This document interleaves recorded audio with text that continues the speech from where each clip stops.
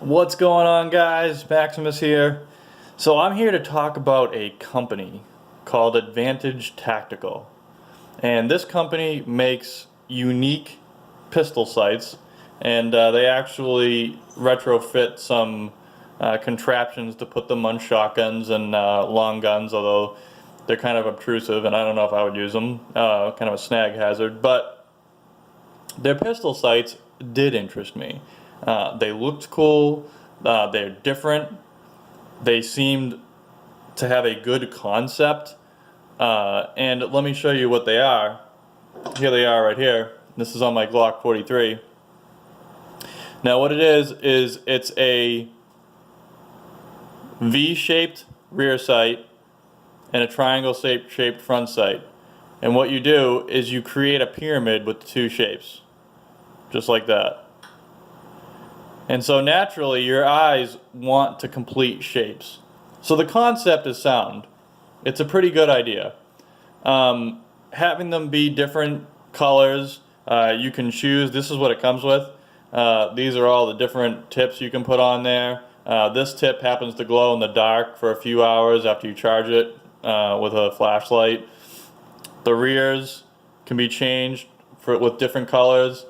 So the color combinations are endless, and you can really go however you want to go with it. I mean, you can do white back and just like a white front, or you, like I said, you can go different variations of different colors.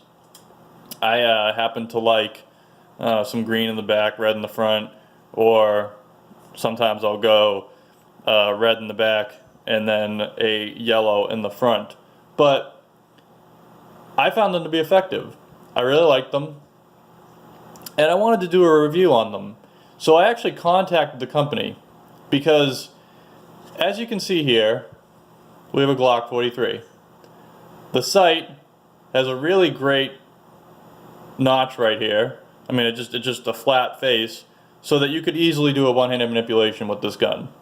The sights are pretty much the same size as a regular stock sight. They might be a little bit higher, but generally it's about the size of a stock sight, regular iron, traditional. And I had them on my carry gun as well. This is my ankle gun, backup gun, carry this almost every day, but it is in conjunction with my main carry, which is usually an HK-45. And I had, this is the HK rear sight. As you can see, this one, there you go, this one is sloped. You cannot do a one-handed manipulation with this rear sight. And that was a problem for me. I've done training, and it's always been expressed to me how important it is to at least be proficient in one-handed manipulations. Gunfights, emergency situations are not simple. They are fluid, evolving, complex equations of mistakes, complications, injuries, surprise, movement, you know, just like endless variables. And you can't presume to be able to predict them all. And you can't say that this is never going to happen, that's never going to happen. You know, you should be ready. We're already carrying guns, guys. We're already planning for a very rare occurrence that will probably never happen in our lifetimes, but we're prepared and we're ready for it. So while we're preparing for the rare chance that we might have to defend our lives with lethal force, why don't we prepare for that rare instance to be as complicated as possible?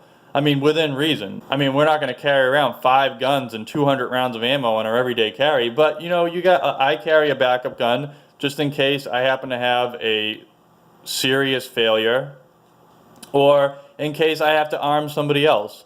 You know, there is plenty of circumstances where you have to react to a self-defense situation, and you need to react that second. You know, it's like you have no time. You react instantly, fiercely, and you save your life or somebody that you love.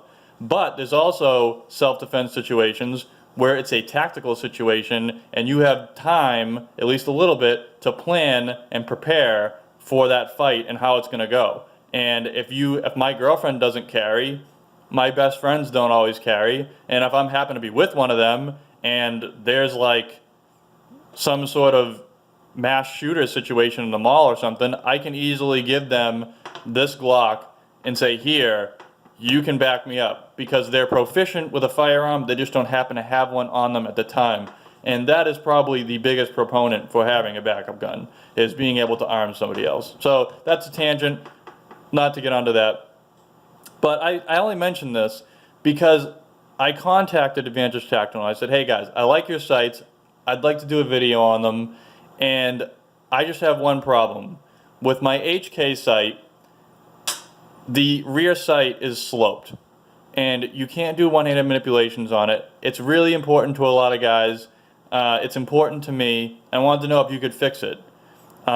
Maybe take this sight back and file it down for me, you know, mill it, whatever. I mean, you could easily chisel that down. They could just change their design so that this had an edge on it. But the guy got wicked ignorant, wicked rude, told me to go wear burlap pants or burlap shirt, which is that like thick rubbery material that helps like placemats not slide and stuff. And told me that he's never heard of any situation where anybody has ever had to do a one-handed manipulation, and it's absurd to train for, and if I could even think of one, he'd do whatever I wanted.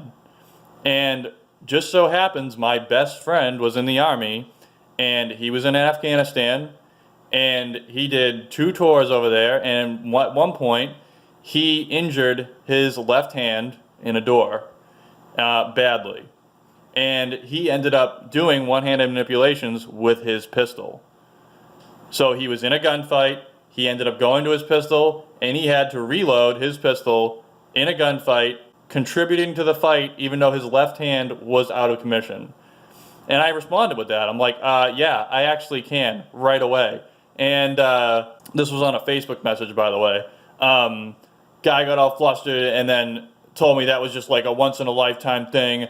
And then he ended up trying to contact me after that and apologize, because he actually decided to look up some other instances, and he found other instances, and he wasn't really aware that those things actually happened. And I was like, dude, I told you that this stuff was important. You were ignorant, rude, horrible businessman, just totally alienating your customer with a honest suggestion to improve your product. I wasn't rude, I was very nice. I just said, you know, is there something we could do about this? I really like your sight system. You know, that's just not how you run a business. That's not how you treat customers.